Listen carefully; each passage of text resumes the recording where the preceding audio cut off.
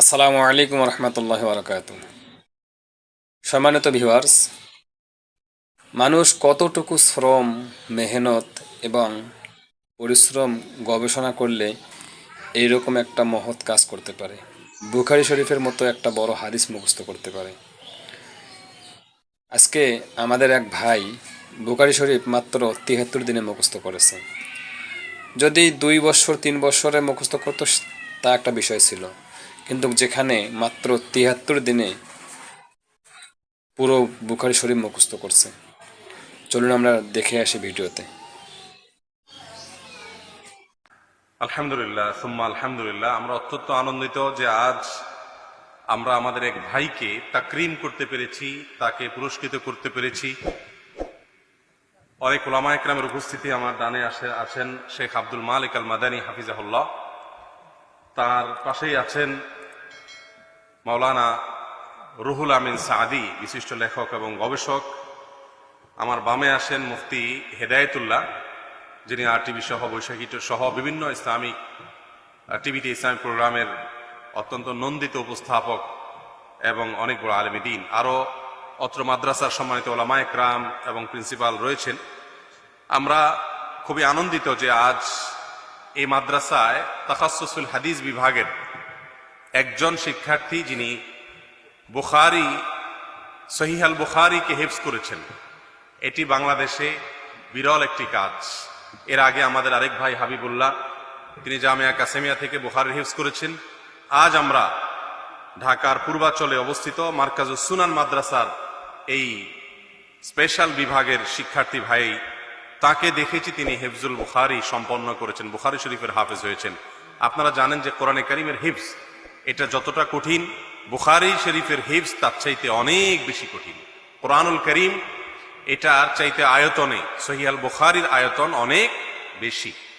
কিন্তু একটা বিষয় এখানে স্পষ্ট করতে হয়, তা হলো আপনারা জানেন সহিহ আল বুখারীর বিভিন্ন হাদিসে রিপিট আছে, তাকরার আছে। একটি হাদিস একাধিকবার বা কয়েকবার পর্যন্ত এসেছে। তো তিনি যেটা মুখস্থ করেছেন সেটা হলো তাকরার ছাড়া, কোনো প্রকার আপনার রিপিটেশন ছাড়া, শুধুমাত্র যে মৌলিক হাদিসগুলো আছে সেগুলো, যেগুলো সম্ভবত আমি ভুল না করে থাকলে 2230টা। তো এই মুখতাসার সহিহ আল বুখারীতে সেগুলোর একত্রিত আছে। তো আমি আরো জানতে পেরেছি যে তিনি মাত্র হিফজ সম্পন্ন করেছেন, এরপর তাকে রিভিশন দিতে হবে। রিভিশন দিয়ে ইনশাআল্লাহ চূড়ান্ত পর্যায়ে এসে আল্লাহর রহমতে তিনি আমাদের সামনে অনর্গলভাবে গোটা কিতাবের যে কোনো জায়গা থেকে হিফজুল হাদিস থেকে তিনি শোনাবেন। তো তারপরও আমি আজকের অনুষ্ঠান উপলক্ষে তার কাছ থেকে কিছু হাদিস শুনতে চাইব, অন্তত বিশেষ কিছু কিছু অধ্যায়ের। যেমন আমি শুনতে চাইব যে কিতাবুস সলাহ থেকে একটা হাদিস আপনি একটু আমাদেরকে শুনান দিন, এবং সেটা কোন বাবের বলবেন। জি।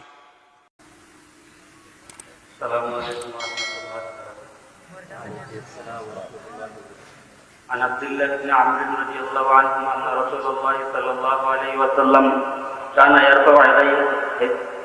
يرفع يديه حذو منكبيه إذا افتتح الصلاة وإذا كبر للركوع وإذا رفع رأسه من الركوع رفعهما كذلك أيضا، وقال سمع الله لمن حمد ربنا ولك الحمد، وكان لا يفعل ذلك في السجود.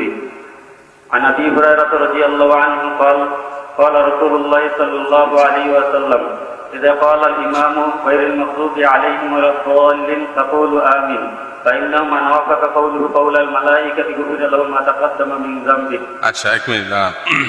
আমি একটা কিতাব মাওয়াকিতুস সালাহ, এখান থেকে একটা হাদিস বলেন দেখি। عن أبي هريرة رضي الله عنه عن رسول الله صلى الله عليه وسلم قال إذا اشتد الحر فأبردوا في الصلاة فإن شدة الحر من فيح جهنم، واشتكت النار إلى ربها فقال يا ربي أكل بعضي بعضا، فأذن لها بنفسين، نفس في الشتاء ونفس في الصيف، أشد ما تجدون من الحر وأشد ما تجدون من الزمهرير. মাশাআল্লাহ মাশাআল্লাহ। এখানে আপনার নাফাসুন হবে, হ্যাঁ, তারপরে ইশতাকাতিন নার ইলা রাব্বিহা ফাকালাত হবে। মাশাআল্লাহ, একেবারে বাব থেকে হাদিস বলতে পেরেছেন, এখন রিভিশন হয় নাই, আলহামদুলিল্লাহ, সেটাও বড় বিষয়। এবার কিতাবুস সিয়াম থেকে আপনি একটা পড়েন, কিতাবুস সিয়াম থেকে।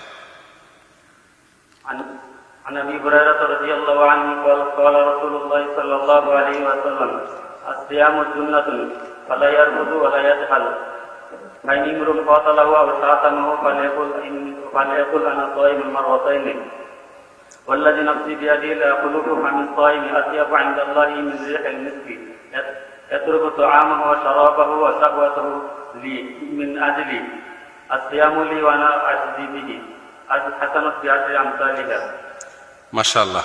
এরপরে বাবু সওমে শাবান থেকে হাদিস শোনাতে পারবেন?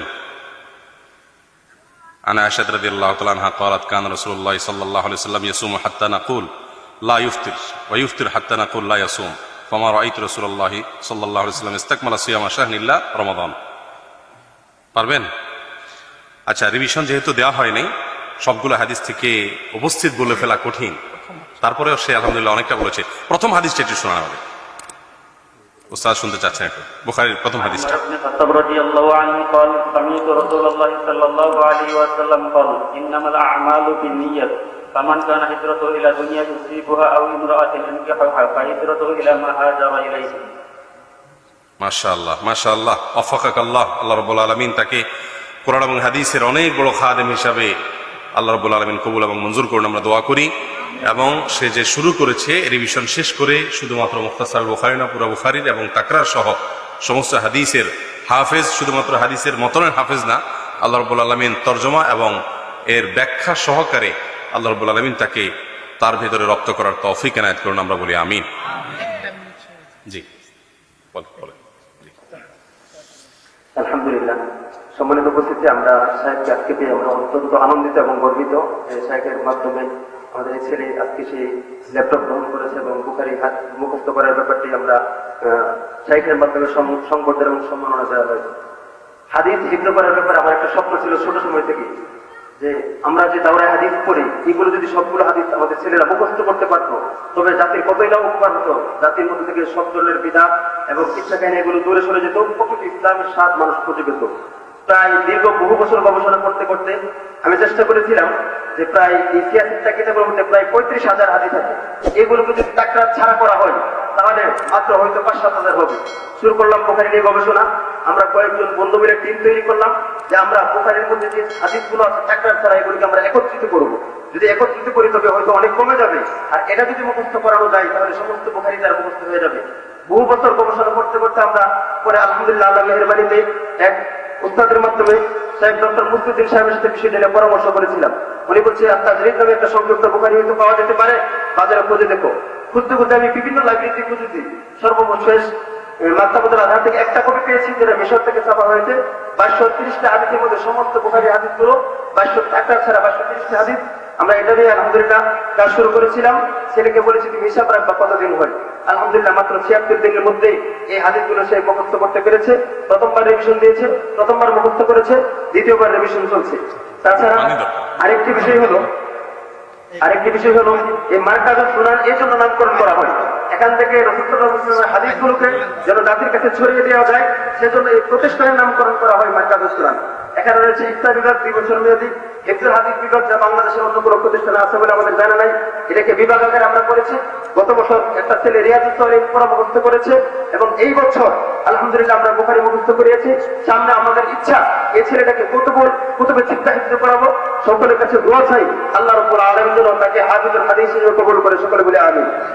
তাছাড়া সমস্ত ভাইদের জন্য, জেনারেল বা মাদ্রাসা পড়ো ভাইদের জন্য 4 বছর মেয়াদী কুল্লিয়াতুস শরিয়া নামে একটি বিভাগ চালু করা হয়েছে, যেখানে গভীর আলেম, বড় মাপের আলেম এবং দায়ী তৈরি করা হবে।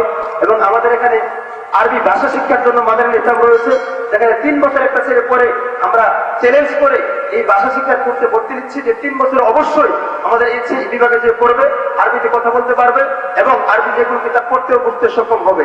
তাছাড়া আমাদের রয়েছে হিফজুল কোরআন বিভাগ। অন্যান্য প্রতিষ্ঠানে অনেকগুলো সময় লাগায়, কিন্তু আমরা গবেষণা করে দেখেছি একটা ছেলে মাত্র 2 বছরে হিফজুল কোরআন সম্পন্ন করা সম্ভব ইনশাআল্লাহ। আমরা সেইভাবে কাজ চালিয়ে যাচ্ছি। তাছাড়া আমাদের নুরানি নাযরা বিভাগে আমরা গবেষণা করে দেখেছি মাত্র 6 মাসে নুরানি এবং নাযরা ভালোভাবে সম্পন্ন করা সম্ভব।